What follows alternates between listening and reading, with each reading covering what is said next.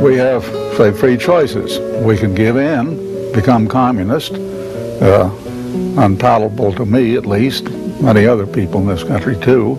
The second is we can have an all-out war, shooting war. I think there's a third that's attractive to me, and that is that we can build our strength to such a point that it would be very unprofitable for them to attack us.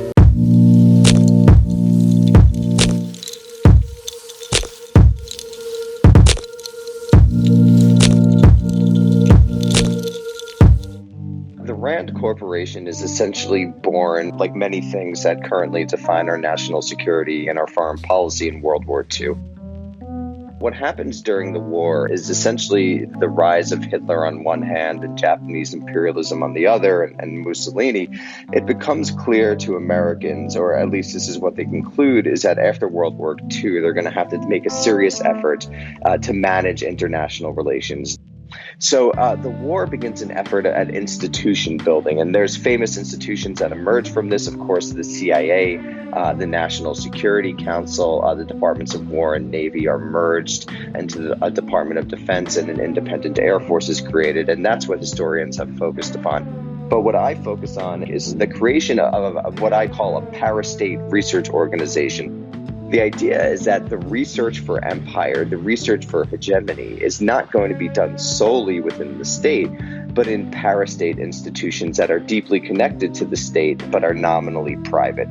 The Rand Corporation is one of these institutions. The Rand Corporation, established to provide the Air Force with independent, objective analyses of the broad problems of air warfare. Rand started as Project Rand, and Rand actually just stands for Research and Development. To get it Rand. It was started during the war by Army Air Force officers. And remember, the Air Force was actually part of the Army at the time. And they worked closely with members of American industry. In this case, particularly Douglas Aircraft Company. Air Force officers unite with executives of the Douglas Aircraft Company to create a research organization that's initially actually headquartered in Douglas Aircraft. And it's given $10 million by General Henry Hap Arnold, who is actually the in-law of Donald Douglas, the head of Douglas Aircraft. So you can see the embeddedness of this American elite. And so they come together and they found Rand in 1946.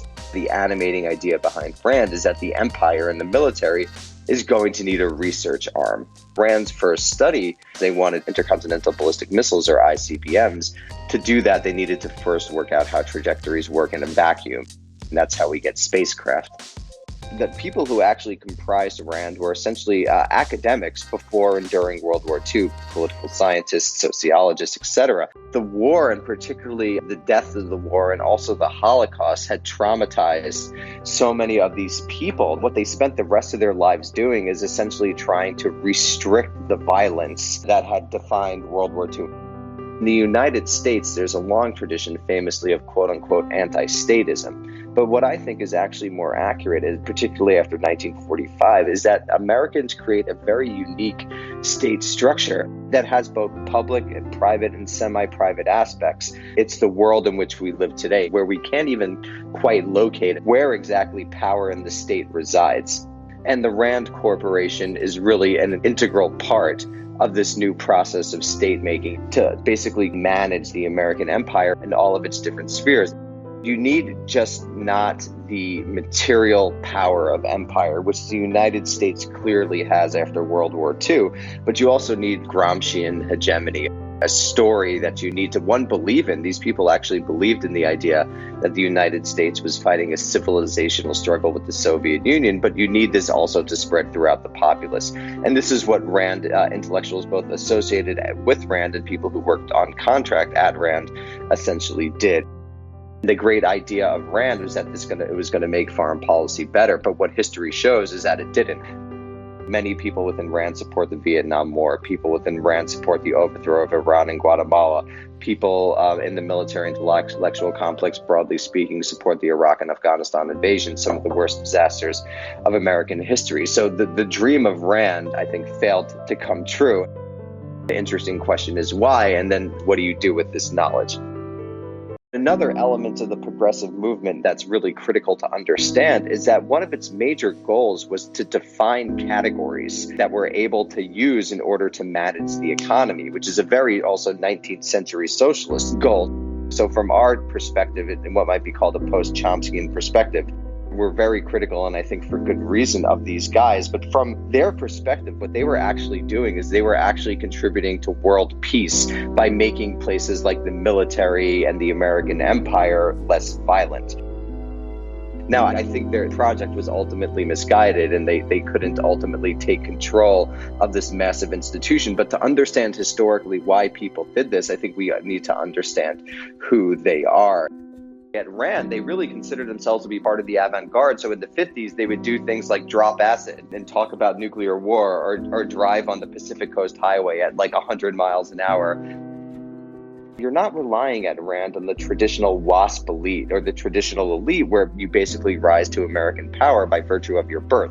But you're relying on a new constituency, a lot of whom are Jews, a lot of whom are Catholics, some of whom are even women, and later on some of whom are African American, people who would have never been allowed into places like the State Department, which reflected the emergence of the quote-unquote meritocracy, right? We live in the era of meritocracy, but it's really an invention of the post-war period. And the idea is that you're not going to just get people because they were born to the right families into the American state or into American higher education, but you're going to get people who are smart. Freedom is the road to achievement.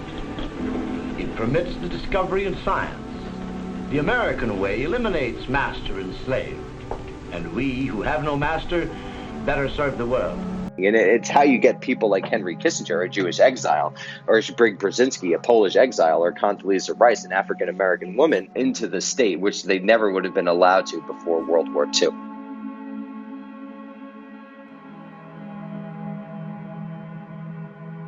They're pretending like they have this traumatic experience with Nazism, but they don't actually have that experience. Essentially stealing the valor of the earlier generation of intellectuals.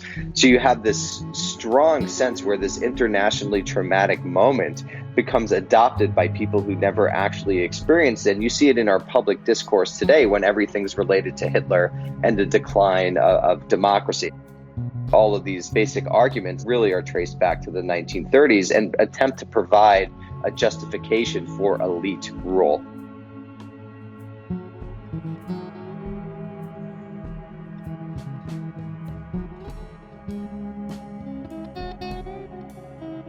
If you go back to Joseph McCarthy, he was a good guy. He meant well.